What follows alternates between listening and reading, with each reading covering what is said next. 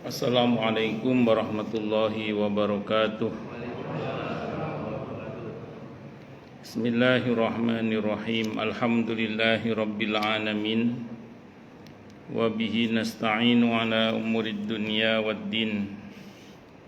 Wassalatu wassalamu ala asyrafil anbiya'i wal mursalin. Sayyidina wa habibina wa syafi'ina wa qurrati a'yunina wa maulana Muhammadin wa ala alihi wa ashabihi wa dhurriyyatihi ajma'in, amma ba'd. Ashhadu an la ilaha illallah wa ashhadu anna Muhammadar Rasulullah wa ufawwidu amri ilallah. Innallaha basirun bil ibad.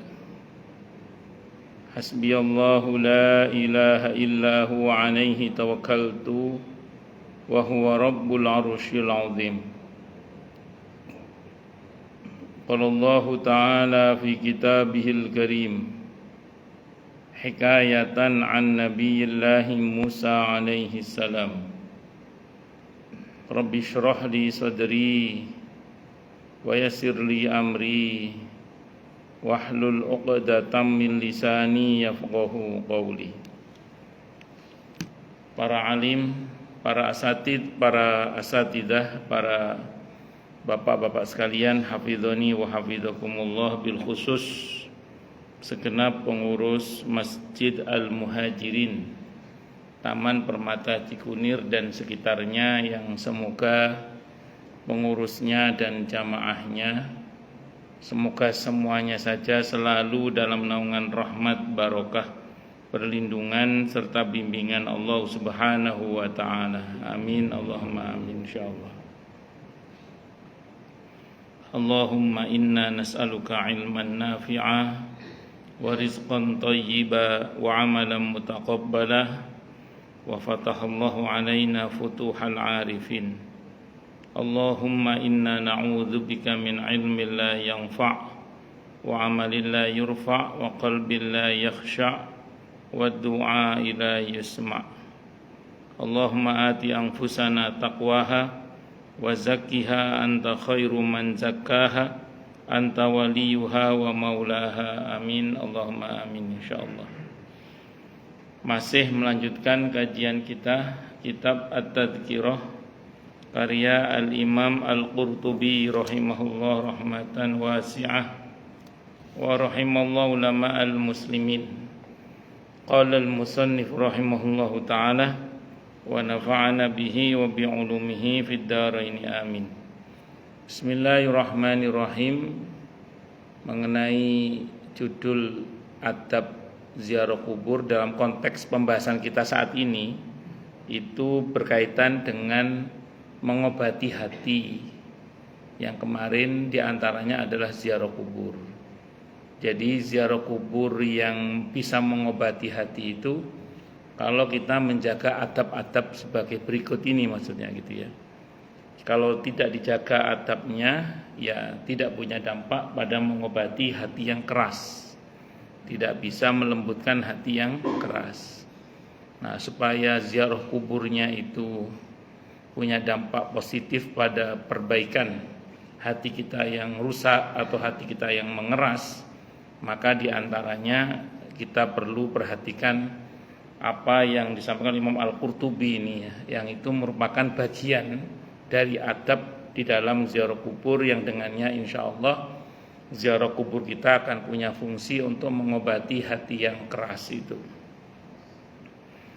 Rawa At-Tirmidzi, telah meriwayatkan hadis siapa Imam At-Tirmidzi fi jami'ihi, dalam kitab jami'nya, anna rajulan, sesungguhnya ada seorang lelaki, dakhala yang masuk ala nabi, menemui nabi kita Muhammad sallallahu alaihi wasallam. Faqala, maka laki-laki itu berkata, alaikas salam, semoga atasmu wahai nabi keselamatan. Faqala, maka nabi bersabda sallallahu alaihi wasallam, kata nabi, la taqul alaikas salam, jangan mengucapkan alaikassalam, fa inna alaikassalami tahiyyatul mayyiti, maka sesungguhnya alaikassalam itu tahiyyatul mayyiti, ucapan salam kepada mayit. Ini hadisnya sahih riwayat Ahmad, Abi Dawud, At-Tirmidzi, dan beliau berkata hadisun hasanun, hadisnya hadis hasan sahih, hadisun hasanun sahihun, hadisnya hasan sahih. Wa Tabarani, dan Imam At-Tabarani dalam Al-Kabir, wa sahahahu wa wafaqahu Adz-Dzahabi. Jadi ini disesuaikan pula dan sepakat oleh Imam Adz-Dzahabi. Saya mau terangkan dulu bahwa mengucap salam kepada yang hidup itu ada pakemnya. Al-Imam An-Nawawi rahimahullah dalam kitab Riyadhus Shalihin di bawah ada bab mengucapkan salam, beliau mengatakan sunnah seseorang itu mengucapkan salam baik kepada banyak orang ataupun kepada dua orang ataupun pada satu orang dengan redaksi Assalamualaikum warahmatullahi wabarakatuh. Jadi jangan karena satu orang Assalamualaika, itu tidak boleh. Assalamualaikum warahmatullahi wabarakatuh. Makanya Assalamualaika itu kata Nabi salamnya seseorang yang hidup kepada mayit, orang yang sudah mati. Nah, jadi Assalamualaikum itu salamnya orang yang masih hidup, baik pada laki perempuan, kepada laki pada perempuan, satu dua banyak sama domirnya Assalamualaikum. Itu sunnahnya kata Imam Nawawi. Dan jawabannya sunnahnya menggunakan waw ataf, waalaikumsalam, menggunakan waw waalaikumsalam, itu kata Imam Nawawi. Jadi kalau sebagian orang ada yang Assalamualaikum, Waalaikumsalam tidak pakai waw ataf, ya boleh, cuman sunnahnya kata Imam Nawawi itu menggunakan waw ataf, Waalaikumsalam warahmatullahi wabarakatuh. Tapi pembahasan hadis ini tidak di situ. Kata Imam Al-Qurtubi, wal ya'tihi min tilqa'i wajhihi fi ziyaratihi kamu khatabatihi hayyan. Nah, ini lanjutnya Imam Al-Qurtubi. Dari hadis itu beliau mengatakan, hendaklah orang yang berziarah kubur itu mendatangi orang yang diziarahi di kubur itu dari arah wajahnya. Jadi maksudnya dia menghadapkan wajahnya kepada kubur yang dia ziarahi itu. Fi ziyaratihi, sebagaimana dia di dalam fi ziyarati dan menziarahi yang bersangkutan, kamu khotabatihi hayyan, sebagaimana dulu dia mengajak bicara yang bersangkutan saat masih hidup. Nah, yang kakinya kesemutan boleh selonjor Pak, silakan. Yang kakinya kesemutan boleh selonjor, berdiri, lompat-lompat juga boleh, bebas. Kalau sama saya bebas, monggo. Sama saya bebas, enggak usah khawatir. Nah, di sini diterangkan begini, bahwa di antara adab ziarah kubur itu kita memperlakukan ahli kubur itu sebagai pihak kedua yang hadir. Jenengan kalau baca hadis-hadis tentang ziarah kuburnya Nabi kita Muhammad sallallahu alaihi wasallam, sependek yang saya baca ya, itu Nabi memperlakukan ahli kubur itu sebagai pihak kedua yang hadir dan bukan sebagai pihak ketiga yang gaib. Jadi kalau kita pernah ke Baqi ya, itu ada tulisan kewede di papan itu, pakai bahasa Arab, pakai bahasa Inggris, pakai bahasa Urdu, pakai bahasa Indonesia. Itu Siti Aisyah bertanya kepada Nabi kita Muhammad sallallahu alaihi wasallam, beliau mengatakan, ya Rasulullah, apa yang kami ucapkan kalau kami ziarah kubur? Ucapan Assalamualaikum ya ahlad diyar. Ini di antara redaksinya ya, minal mu'mina wal muslimin, atau kama qala nas'alullah lana wa lakumul afiyah wa inna insyaallah bikum lahiqun. Jadi menggunakan redaksi Assalamualaikum kalian. Jadi dianggap pihak kedua yang hadir, bukan sebagai pihak kedua yang ketiga yang gaib, bukan. Mendoakannya pun sama, nas'alullah lana wa lakum. Nah, kami mintakan untuk kami dan kalian kepada Allah al-afiyah. Itu Nabi itu. Makanya bukan takhayul, bukan hurufat juga. Kalau kita datang ziarah kubur orang tua kita, keluarga kita, begitu sampai di kuburan orang tua kita, kalau di kubur umumnya, di gerbang umumnya kita tetap assalamualaikum ya ahlad diyar minal muslimin nasallallahu lana wa lakumul afiyah wa inna insyaallah bikum lahiqun. Kalau saya tambah fil jannati ma'a Rasulillah sallallahu alaihi wasallam. Itu karena besar harapan kita ketemunya di surga. Kalau dulu yang bilang Nabi kan pasti kita ketemu. Kalau ketemu sama Nabi kan pasti di surga. Muhammad Rasulullah itu. Ya, kalau Muhammad Efron kan belum tentu gitu. Makanya kalau saya tambahkan insya Allah kita ketemu di surga bersama Rasulullah Muhammad sallallahu alaihi wasallam. Ya itu harapan saya aja. Tenang Pak Efron, walaupun nggak ada Muhammadnya tambahin Muhammad Efron. Lanjut. Jadi singkat cerita itu adab ya, adab di dalam memperlakukan ahli kubur sebagai pihak kedua yang hadir. Begitu kita masuk ke kubur, ketemu dengan makam orang tua kita, kita bilang assalamualaikum Pak, assalamualaikum Bu, atau menggunakan assalamualaikum juga boleh. Assalamualaikum Pak, assalamualaikum Bu, itu boleh, tidak ada masalah. Kalau kita karena nggak kebiasaan menggunakan domir tertentu, misalnya kalau assalamualaikum Pak Bu, boleh, tidak ada masalah. Dulu itu seingat saya dulu ya, kalau di Nabawi itu dari arah pintu Jibril, seingat saya dulu itu ada running text itu. Assalamualaikum ya Rasulullah, assalamualaikum ya Khalifata Rasulillah Abu Bakrin gitu. Assalamualaikum ya Khalifata Rasulillah ya Amirul Mukminin Umar bin Khattab gitu. Jadi ada assalamualaikum untuk assalamualaikum person pada perseorangan itu, pada perseorangan. Jadi boleh, tidak apa-apa, dan itu bukan takhayul, bukan hurafat, karena Nabi mencontohkan.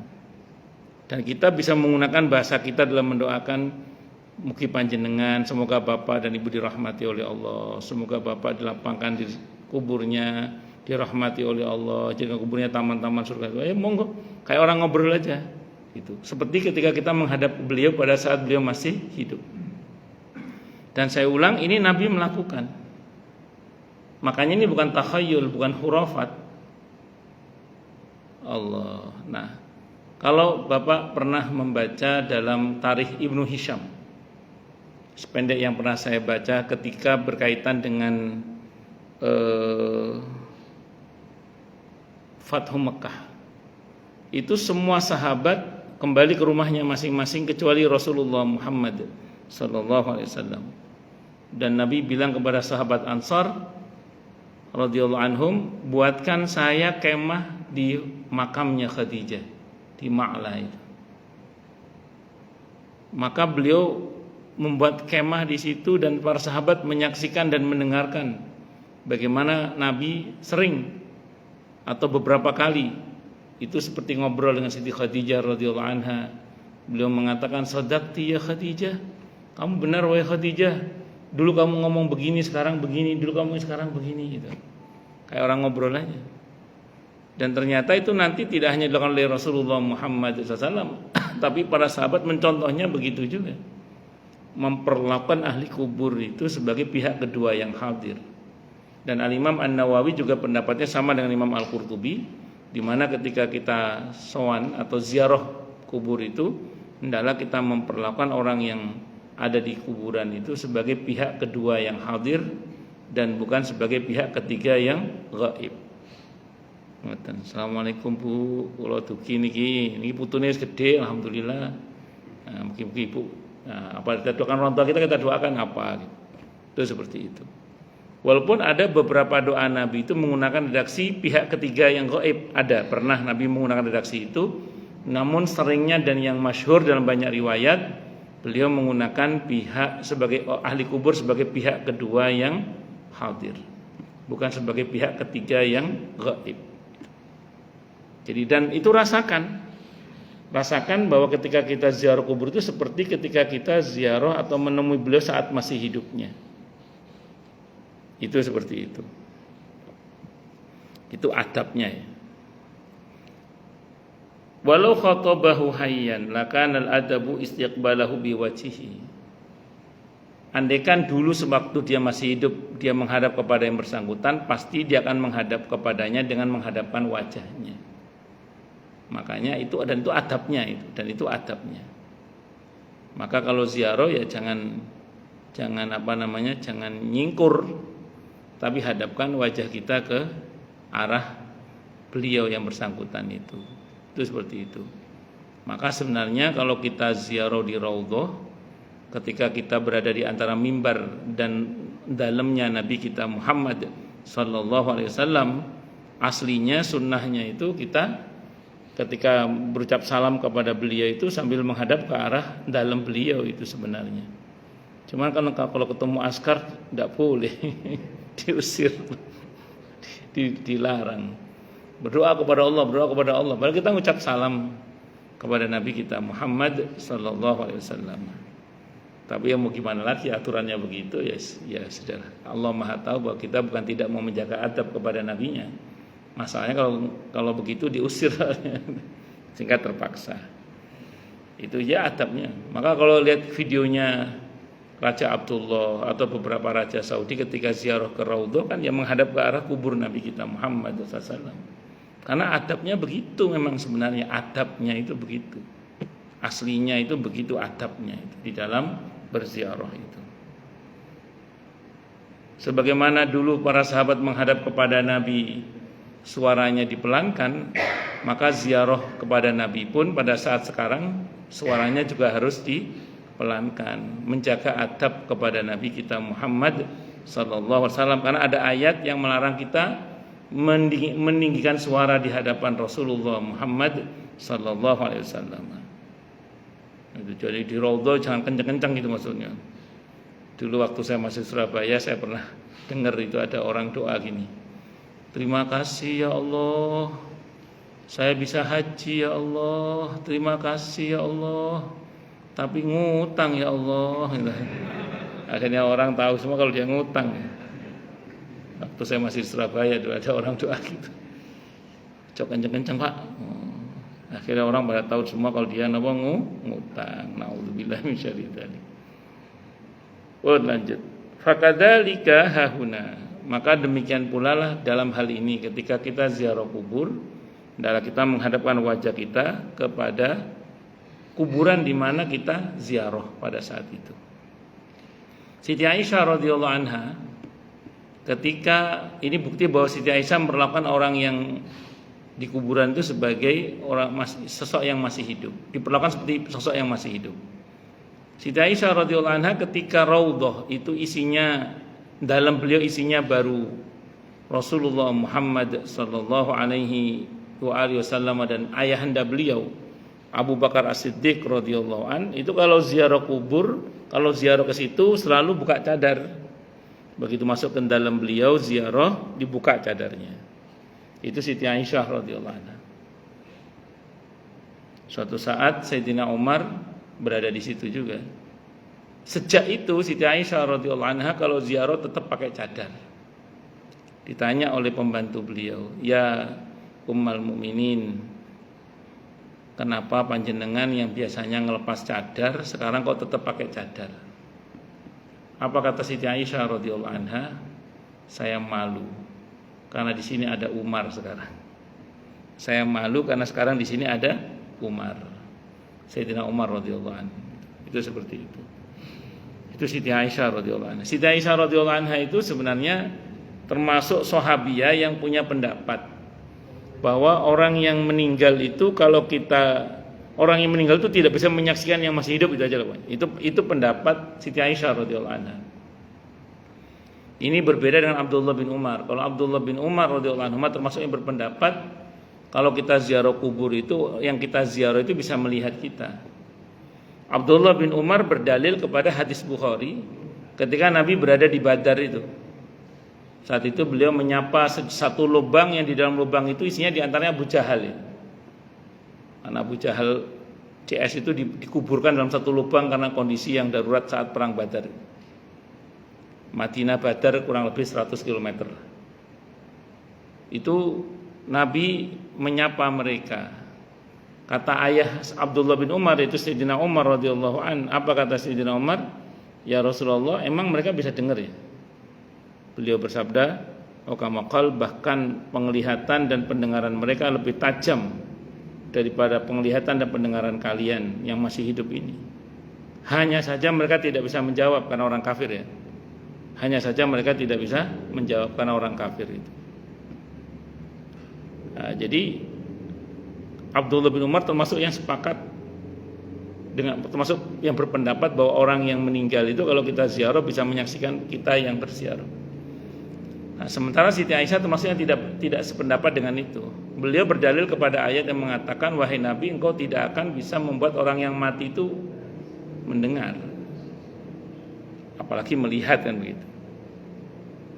Tapi dari perbuatan Siti Aisyah itu para ulama ngambil kesimpulan, oh berarti Siti Aisyah sebenarnya juga meyakini bisa. Buktinya ketika ada Sayyidina Umar, beliau tetap menggunakan cadar karena merasa malu dengan Sayyidina Umar. Itu pendapat sebagai para ulama itu begitu. Nah, tapi terlepas dari yes and no tadi itu, yang pasti ini yang pasti ya, itulah adab dalam ziarah kubur, yaitu memperlakukan orang yang sudah mati itu sebagai pihak kedua yang hadir, bukan sebagai pihak ketiga yang gaib. Saya ulang, itu bukan takhayul, itu bukan khurafat. Karena Nabi mencontohkan, Nabi juga mengajarkan. Summa ya'tabiru biman sara tahta turabi. Nah ini, kemudian ini yang tidak kalah pentingnya. Kemudian hendaklah orang yang ziarah itu mengambil pelajaran dengan orang yang berada di bawah tanah itu. Suruh ambil pelajaran, kata Imam Al-Qurtubi. Wangqata 'anil ahli wal ahbab. Orang yang berada di bawah tanah ini yang terputus, dan dia terputus dari keluarga dan para pecintanya. Orang ini dulu semasa hidupnya punya banyak keluarga. Dulu dia punya banyak fans gitu, punya banyak muhibbin, punya banyak orang yang mencintai yang bersangkutan. Tapi sekarang semuanya sudah tidak ada. Unfollow-nya karena sudah mati. Dia sudah mati, sudah dilupakan oleh para pecintanya dan begitu seterusnya. Ba'da anqada al-juisa wal asakira. Padahal dulu orang ini semasa hidupnya pernah memimpin pasukan yang besar, memimpin bala tentara yang besar. Oh, ini dulu tokoh ini. Ini dulu di masa kejayaannya ini, wah ini seorang tokoh, seorang panglima besar, dia seorang raja yang wah dipuji-puji lah dulunya padahal. Tapi kalau udah waktunya mati ya mati aja. Walaupun wis hebatnya kayak apa, kalau udah waktunya mati, mati.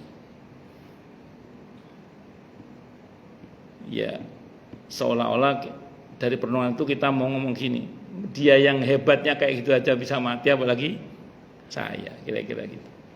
Makanya kan Al-Quran itu kalau negur kita itu, ketika Allah menciptakan kaum-kaum sebelumnya, kaum Ad, kaum Samud, dan macam-macam kaum yang gagah-gagah yang hebat-hebat itu, Fir'aun dan macam-macam itu Allah bahasanya sederhana saja. Yang kalau kalian dibandingkan dengan mereka itu, kalian tuh nggak ada apa-apanya. Yang dulu aja mati, apalagi cuman kalian yang nggak seberapa ini. Itu seperti itu. Kemudian wana fasal ashaba wal asyairah. Padahal dulu orang ini banyak sekali dikelilingi oleh para sahabat dan kerabat atau komunitas. Jadi banyak dikelilingi oleh orang-orang yang mencintainya, punya pasukan yang besar, dan dia punya banyak sahabat dan komunitas. Dan dia termasuk orang yang bersaing dengan mereka, pesaing berat bagi para sahabat-sahabat dan orang-orang sekitarnya. Maksudnya orang hebat lah ini yang mati ini sebenarnya ini.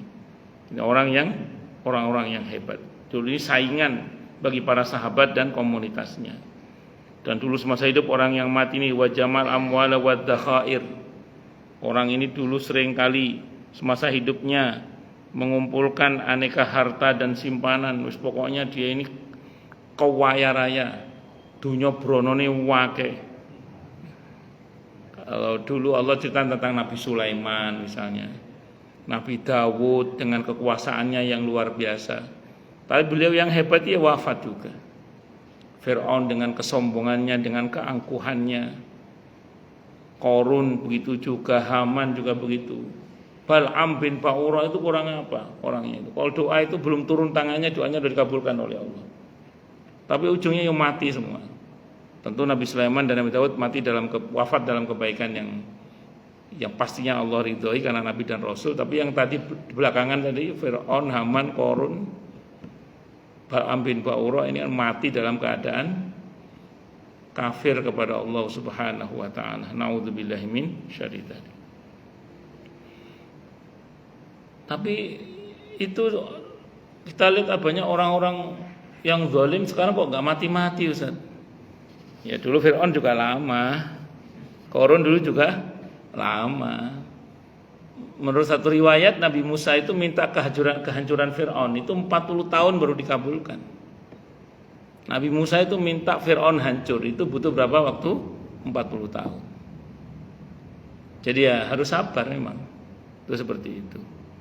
Cuman kalau saya pribadi lebih suka mendoakan semoga Allah hentikan kezalimannya, semoga Allah berikan hidayah. Kalau tidak sadar juga dengan hidayahmu ya Allah, pun monggo terserah jangan diapakno pun. Itu seperti itu. Kalau saya lebih suka saya doakan itu dulu. Allahu Akbar. Faja'ahu al-mautu fi waqtin lam yahtasibuhu.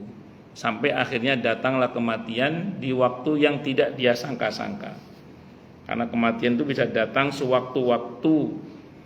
Mungkin orang tidak menduganya.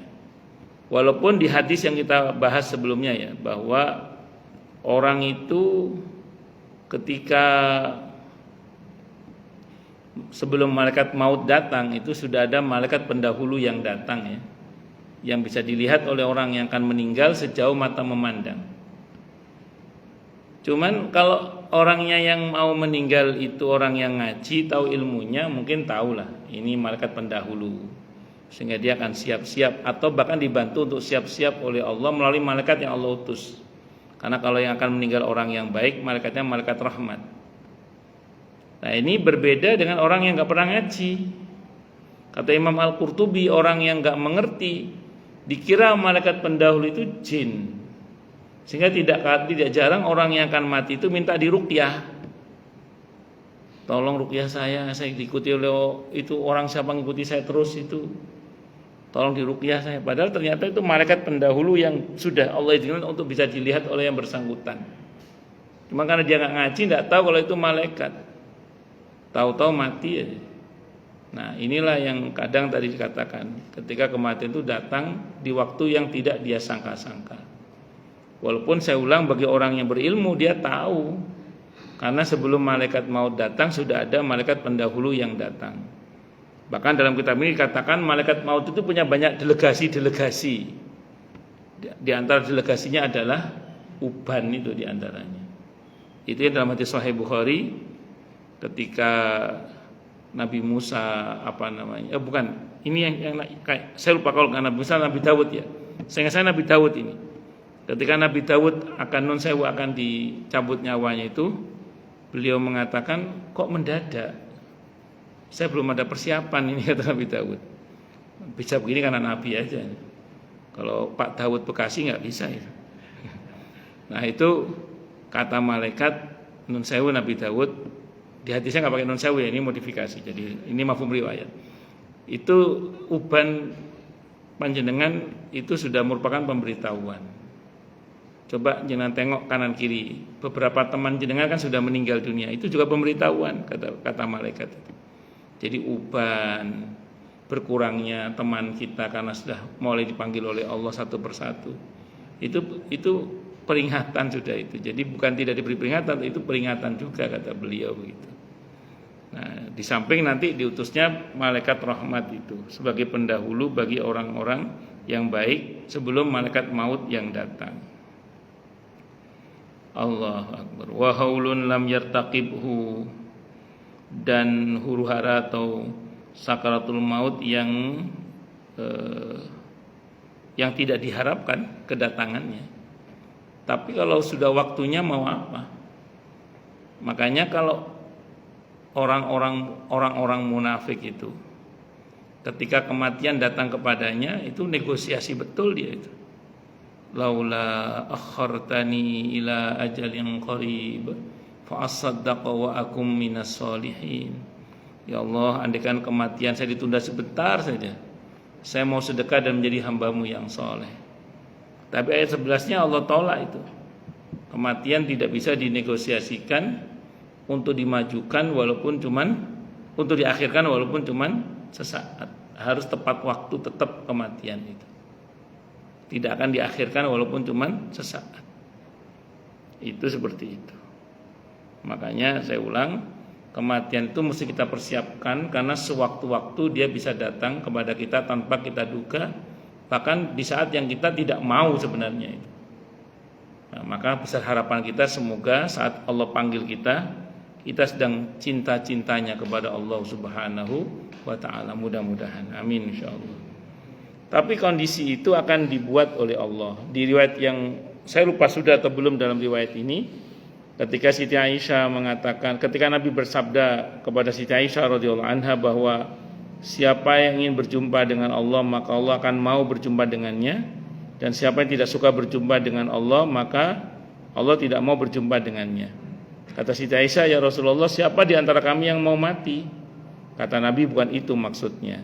Kata beliau, diterangkan nanti ketika orang itu mengalami sakaratul maut, pada saat nyawa di kerongkongan Allah tampakkan tempat tinggalnya yaitu surga. Disitulah dia ingin berjumpa dengan Allah, maka Allah pun senang berjumpa dengannya. Sementara orang yang durhaka, begitu nyawanya sampai di kerongkongan, Allah tampakkan tempat tinggalnya neraka dan dia nggak mau keluar. Disitulah dia tidak mau ketemu dengan Allah, maka Allah pun tidak mau ketemu dengannya. Maksudnya dia dimurkai oleh Allah Subhanahu wa taala. Na'udzubillahi min syarri dzalik. Maka sampai sini kita sudah khawatir, tinggal dari sekarang kita menabung kebaikan-kebaikan. Besar harapan kita wafat dalam keadaan husnul khotimah, syahid di jalan Allah Subhanahu wa taala. Wallahu alam bisawab. Monggo kita break adzan dulu nggih.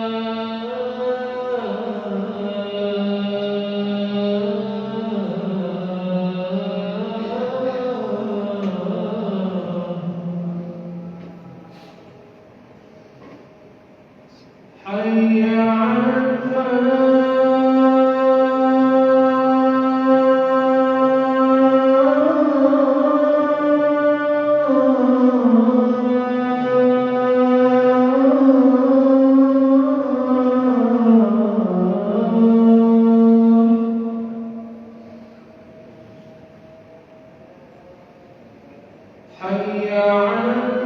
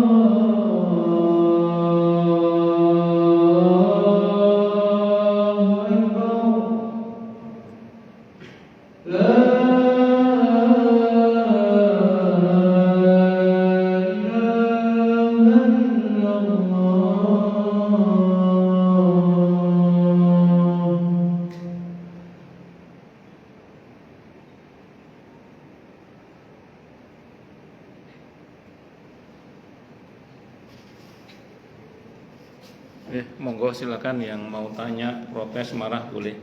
Kalau nggak ada saya teruskan. Monggo silakan. Kalau ada, Mas, nggih monggo Pak.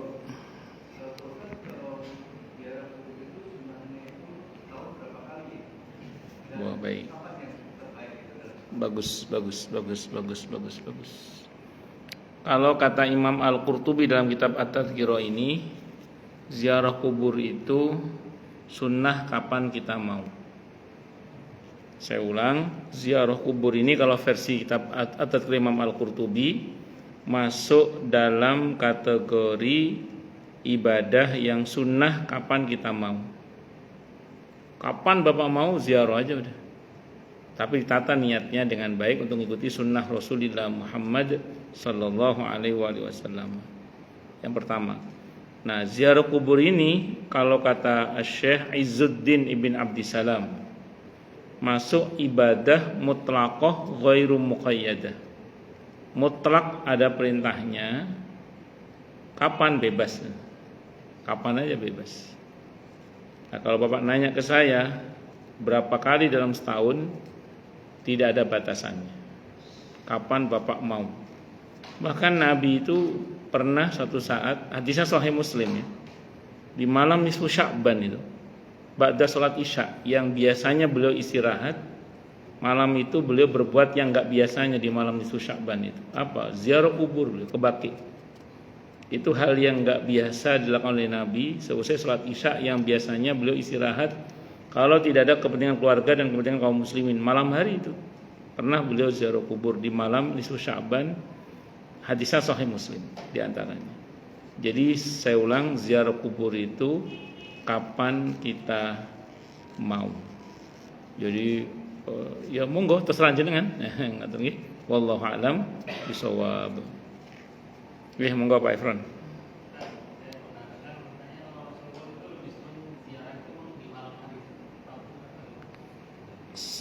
Kalau diambil kesimpulannya saya kurang tahu. Cuman di hadis Sahih Muslim sependek yang saya baca juga, memang Nabi ziarah Baqi itu malam. Nabi ziarah Baqi itu malam. Itu seperti itu. Jadi kalau lengkapnya hadisnya kan satu saat, ini hadisnya Sahih Muslim ya. Kata Siti Aisyah radhiyallahu anha, suatu malam aku kehilangan Rasulullah Muhammad sallallahu alaihi wasallam. Karena saya ulang tadi, biasanya Nabi itu kalau habis sholat Isya, kalau tidak ada kepentingan kaum muslimin dan tidak ada kepentingan keluarga, biasanya beliau istirahat, pulang istirahat, tidur beliau biasanya. Nah malam itu nggak biasanya, kata Siti Aisyah, saya kehilangan Rasulullah Muhammad SAW. Maka saya cari beliau. Ternyata beliau sedang ziarah Baqi, ziarah kubur di Baqi. Beliau Siti Aisyah radhiyallahu anha menunggu Nabi di luar pagar, dan Nabi cukup lama ziarahnya itu. Dan beliau berkata, saya tidak tahu apa yang beliau baca, tapi lama jelas ziarahnya itu. Begitu selesai ziarah, beliau Siti Aisyah radhiyallahu anha bergegas pulang ke rumah. Monggo. Nah, di antara mukjizat Nabi kita Muhammad sallallahu alaihi wasallam adalah bisa melihat ke belakang tanpa menoleh. Itu di antara mukjizat Nabi. Nabi tahu diikuti oleh Siti Aisyah radhiyallahu anha, maka begitu sampai di rumah, Nabi bertanya, tadi dari mana? Dari ngikuti panjenengan ya Rasulullah, karena saya khawatir Anda pergi ke istri yang lain. Gitu. Kata Nabi, kamu telah tergoda oleh setan kamu. Karena Nabi tidak mungkin khianat. Nabi tidak mungkin khianat. Kata Siti Aisyah radhiyallahu anha, saya ada setannya ya Rasulullah. Ya, termasuk engkau, termasuk saya, kata Nabi. Hanya saja Allah merahmatiku sehingga semua setan yang menggodaku masuk Islam, kata Nabi. Itu jadi itu yang saya tahu sih Pak. Nah, selebihnya apakah itu diambil kesimpulan dari para ulama bahwa Nabi lebih suka ziarah di malam hari, ya saya kurang tahu. Cuman beberapa riwayat memang menyebutkan demikian. Wallahu a'lam bishawab. Baik. Monggo Pak. Ya, silakan.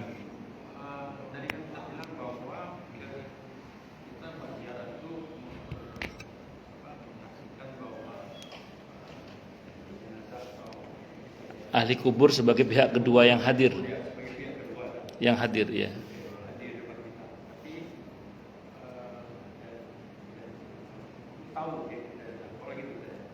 Ya, dalam keyakinan Abdullah bin Umar ya.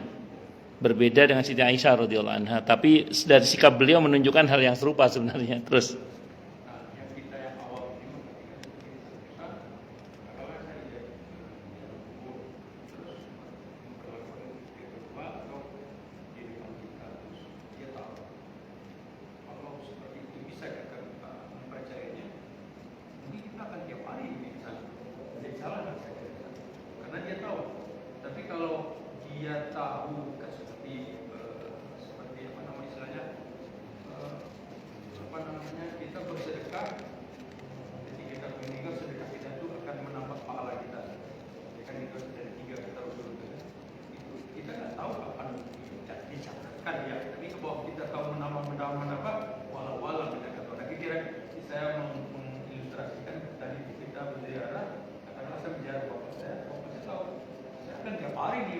ya. Apakah kita menjadi salah mengartikan tahunya seperti apa? Mungkin bisa penjelasan lebih. Bagus. Secara prinsip kalau Bapak mau tiap hari boleh kan? Karena kan saya ulang bahwa ziarah kubur itu kapan kita mau. Kalau Bapak misalnya mau tapi apa-apa kalau berlebihan memang kurang bagus juga sih kalau berlebihan. Jadi pahami secara proporsional aja. Jadi berdoa itu secara prinsip bisa dari rumah, bisa kita ziarah langsung. Sebenarnya ya, ziarah kubur itu tidak untuk yang meninggal sebenarnya, untuk kita yang masih hidup. Karena bagi yang meninggal itu kita doakan dari rumah pun sampai. Nah, cuman kalau dari rumah kita menggunakan redaksi mereka, jangan gunakan redaksi pihak kedua yang hadir. Di kitab ini dibahas. Jadi kalau kita sedang berada di rumah, jangan jauh-jauh. Pak, rumah Bapak, ayah Bapak dimakamkan di Padang misalnya. Pak, salam ya, tidak bisa. Jadi kalau kita dari jauh mendoakan ahli kubur itu kata Imam Al-Qurtubi itu sebagai pihak ketiga yang gaib. Kalau kita berada di rumah. Tapi kalau kita ziarah kubur itu bisa kita berdoa dengan memperlakukan beliau sebagai pihak kedua yang hadir. Begitu. Jadi kalau Bapak mau pemahaman yang lebih utuh, kiranya ya tadilah. Tidak apa-apa sih kalau memang mau ziarah kubur tiap hari silahkan. Namun kan apa-apa kalau berlebihan kan khawatirnya nggak bagus. Dan lagi pula tadi saya ulang, ziarah kubur itu memang sebenarnya ya itu untuk kita yang masih hidup sebenarnya. Untuk kita mengambil pelajaran, untuk kita ingat mati. Tadi termasuk dalam bab yang kita bahas itu mengobati hati itu sebenarnya. Kalau mengenai yang sudah wafat, kita doakan dari rumah pun, iya. Dan mereka mengenali doa kita, nggak usah khawatir, karena sampai Rabbana ighfir lana wa li ikhwanina alladziina sabaquna bil iman wa la taj'al fi qulubina ghillan lil ladziina amanu rabbana innaka ra'ufur rahim.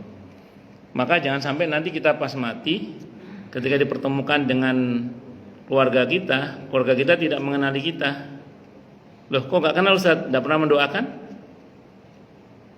Tapi kalau kita sering mendoakan sebagaimana yang Allah contohkan di surah Al-Hasr 10 diantaranya, itu keluarga kita kenal kita itu.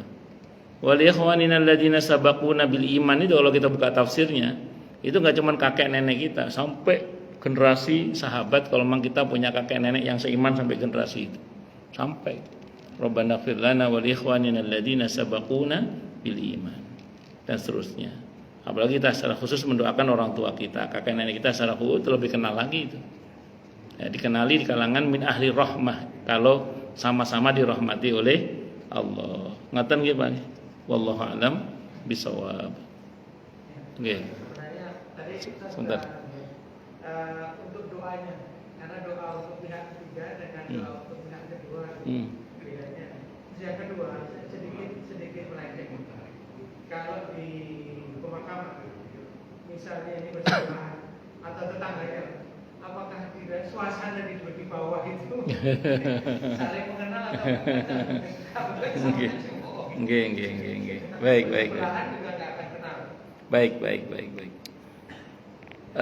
Tadi mengenai pihak kedua maupun pihak apa? Udah. Oh.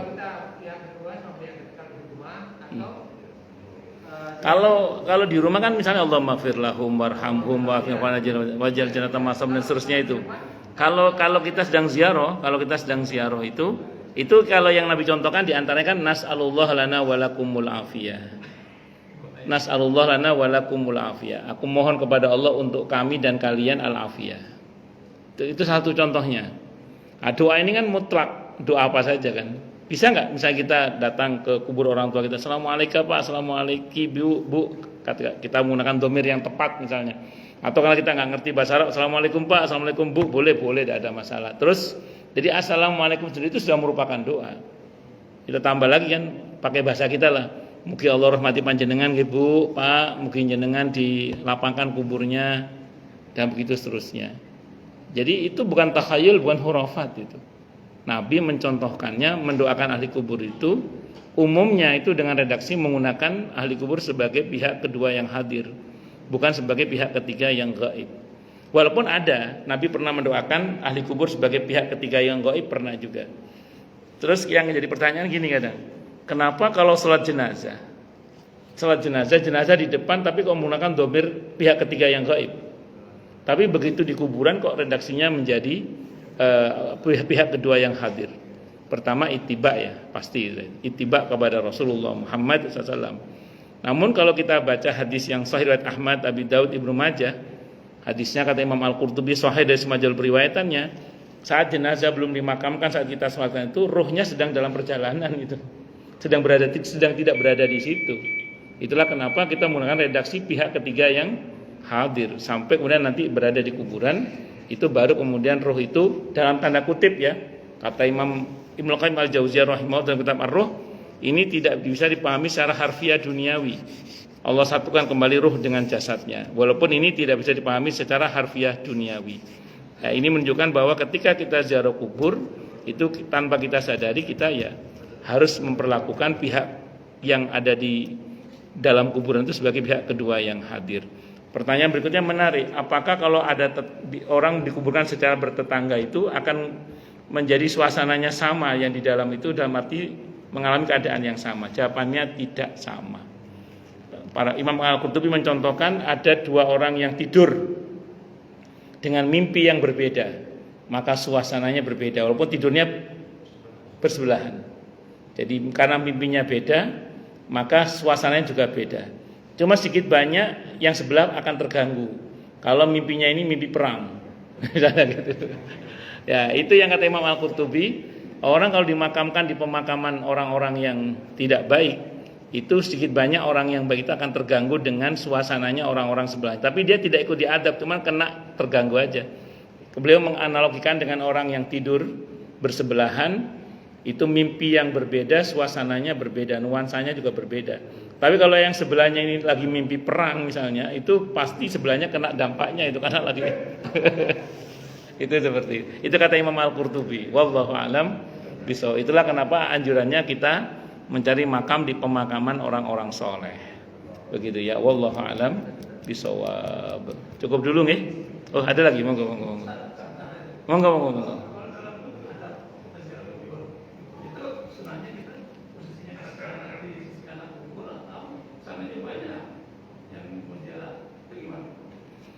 Jadi Bapak ziarah di satu kubur, terus yang ziarah banyak gitu. Ambil posisi di mana gitu. Kalau kata Imam Nawawi itu pertama jangan ambil posisi sebelah kepala sebenarnya. Sebagaimana dulu kalau kita menghadap ke beliau tidak mengambil di posisi kepala, tapi ambil posisi yang agak berjarak dengan kepala. Misalnya daerah ambil daerah agak turun dari kepala. Terus buat jarak sebagaimana dulu ketika kita ziarah, ketika beliau masih hidup kita menghadap dengan menggunakan jarak. Makanya kan tidak boleh duduk di atas kuburan, kan tidak boleh. Ya kalau sekiranya tidak mungkin duduk ya berdiri. Kalau sekiranya memang harus duduk, jangan sampai duduk di atas kuburan. Kadang saya memperhatikan orang nganter jenazah itu enak aja duduk di atas kuburan itu. Nah itu ada larangan karena itu adab ya, itu adab itu diantaranya. Ya kalau yang ziarah banyak dan tidak mungkin lagi kecuali bikin halakoh, ya Allah Maha Tahu lah. Kondisi kan tidak mungkin kecuali dengan cara seperti itu. Wallahu alam bishawab. Tidak ada masalah. Itu bikin halakoh. Ya kita bayangkan andaikan dulu beliau masih hidup, kita kelilingi kan insyaallah tidak ada masalah. Yang penting jaga adab aja. Jaga adab aja. Wallahu a'lam bishawab. Cukup dulu nih. Mau nanya dulu. Oke. Nggih. Monggo, Pak. Monggo. Ini apa dalil boleh tidaknya beli kuburan kan dalil tidaknya kubur jauh daripada tempat yang meninggal. Boleh apa tidak beli kuburan itu? Bagus. Secara prinsip kalau kita bicara muamalah ya, asal jangan melibatkan i'tiqad bahwa itu pasti kuburan kita, itu sah-sah saja. Jadi jangan diyakini itu pasti kuburan kita gitu maksudnya. Cukup kita beli secara muamalah, kita ngomong kepada keluarga kita, Bapak tidak tahu di mana Bapak akan meninggal. Kan begitu ayatnya kan? Cuman kalau sekiranya Bapak meninggal di sini, biar kalian enggak usah repot. Ini Bapak udah beli makam. Itu satu dulu. Kemudian yang kedua, kalau misalnya mau buat wasiat, ini prinsip ya, jangan yang dengan sengaja wasiat itu merepotkan keluarga. Pastikan bahwa wasiat itu tidak merepotkan keluarga. Nah kiranya misalnya Bapak belinya di tempat yang jauh, Bapak tinggal di sini, pertanyaannya Bapak objektif aja, kira-kira itu ngerepoti anak saya apa enggak? Kalau ngerepoti jangan dibuatkan wasiat, karena orang yang dengan sengaja membuat wasiat yang ngerepoti keluarga itu berdosa. Dan keluarga juga tidak wajib mentaati karena merepotkan itu. Nah pertanyaan itu aja. Tapi kalau nggak ngerepotin nggak apa-apa. B.J. Habibie itu istrinya meninggal di Jerman, dibawa ke Indonesia nggak ada masalah, duitnya akeh, dikawal banyak orang ya. Monggo kalau sanggup tidak ada masalah. Tapi kalau mboten jangan ngerepoti. Terus satu lagi ya, kata Imam Al-Qurtubi, sebenarnya kita ini nggak usah resah soal makam. Karena semua kita pasti akan kembali ke bumi di mana dulu asal muasal kita bahannya diciptakan.